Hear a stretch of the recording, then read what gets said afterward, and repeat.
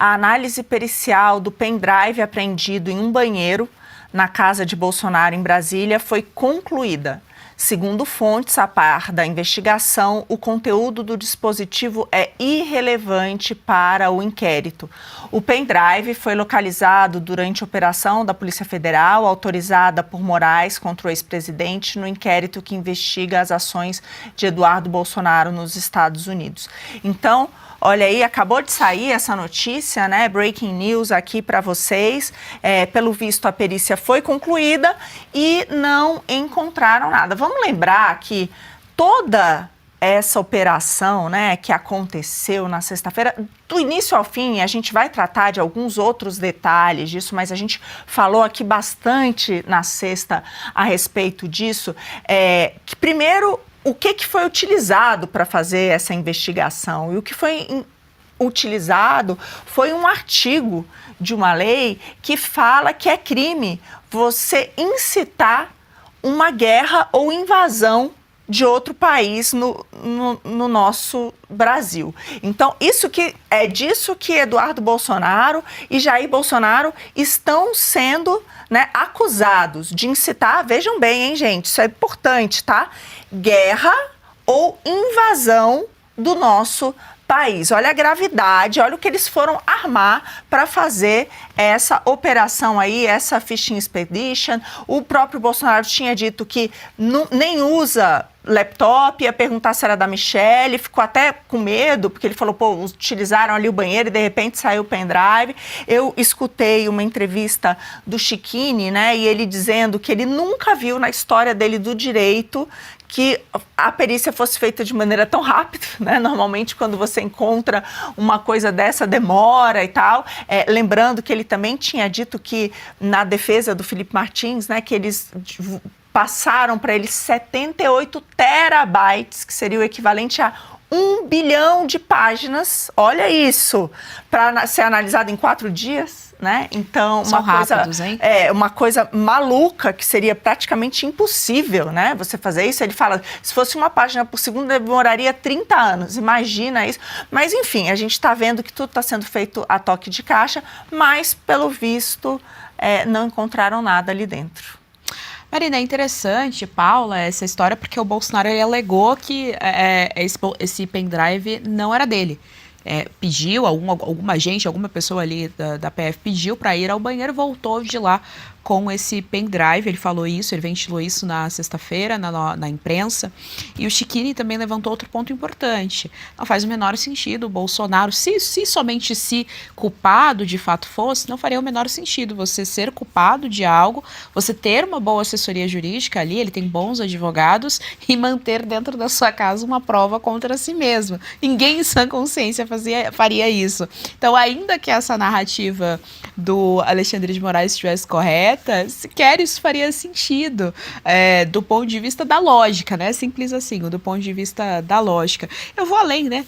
A perícia falou que é irrelevante, né? Eu vou além, a operação inteira é irrelevante. A operação, inclusive, os inquéritos, inclusive, que dizem respeito do suposto golpe de Estado, isso é completamente relevante. Isso só é o nosso STF, o nosso sistema jurídico, judiciário, agindo como um agente político, tentando dar as cartas desse jogo político. Importante ainda a gente colocar aqui nessa coisa toda, nessa equação toda, que Barroso já deu declarações de que o julgamento final do Bolsonaro tem que ocorrer pelo menos até novembro, porque ano que vem é ano eleitoral e ele não quer que tenha nenhum tipo de interferência. Então, fica aí a fala do Barroso, sabe-se lá o que ele quis dizer. E só um ponto antes de passar para você, Paula, importante, lembrando que a decisão do ministro Alexandre de Moraes, ele primeiro você tinha que o processo do Eduardo estava sob sigilo, né?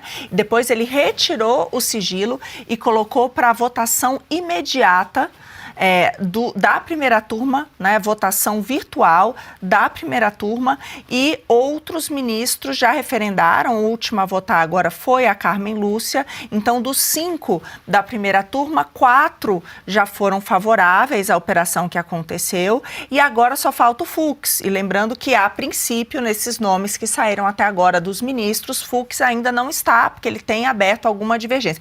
É importante notar isso por quê, gente?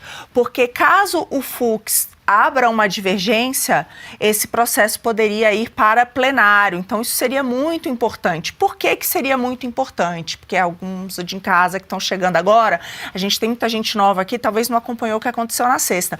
Porque aquele processo aberto para o uso de tornozeleira de Bolsonaro, no fundo, foi praticamente uma declaração de guerra de Alexandre de Moraes aos Estados Unidos, porque lá, em todo momento, primeiro, ele está dizendo que o Eduardo e o Jair Bolsonaro estão nos Estados Unidos incitando aquela nação a declarar guerra ou invasão ao Brasil. E depois ele coloca diversos trechos e no final ele termina tudo isso dizendo que o STF tem coragem suficiente para combater, né, inimigos da democracia, sejam inimigos internos, sejam inimigos estrangeiros, ou seja, ele chama claramente naquele documento Estados Unidos, em diversos pontos do processo vocês podem ver isso, de um inimigo estrangeiro. O Marcílio até colocou que isso deveria levar ao afastamento de Alexandre de Moraes, porque você sim incitar,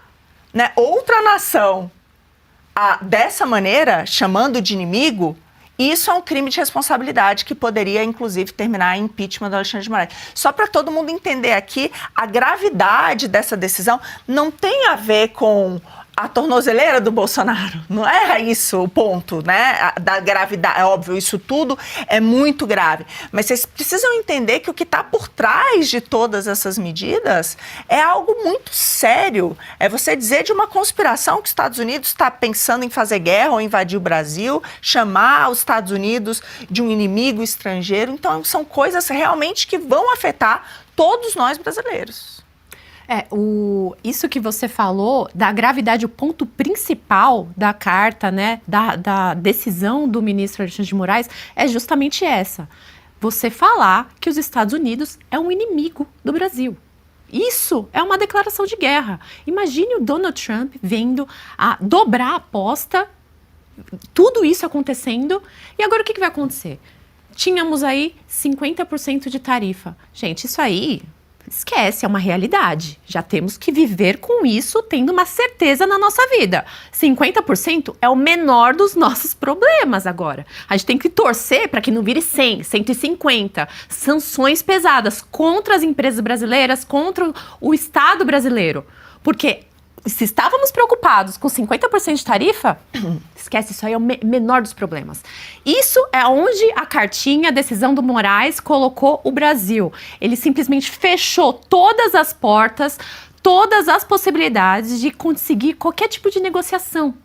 Então, esquece. Isso aí vai para frente. Vamos esperar quais serão as próximas atitudes. Porque se vier a Lei Magnitsky, vai atingir não somente o Alexandre de Moraes, mas todas as pessoas no entorno dele, né?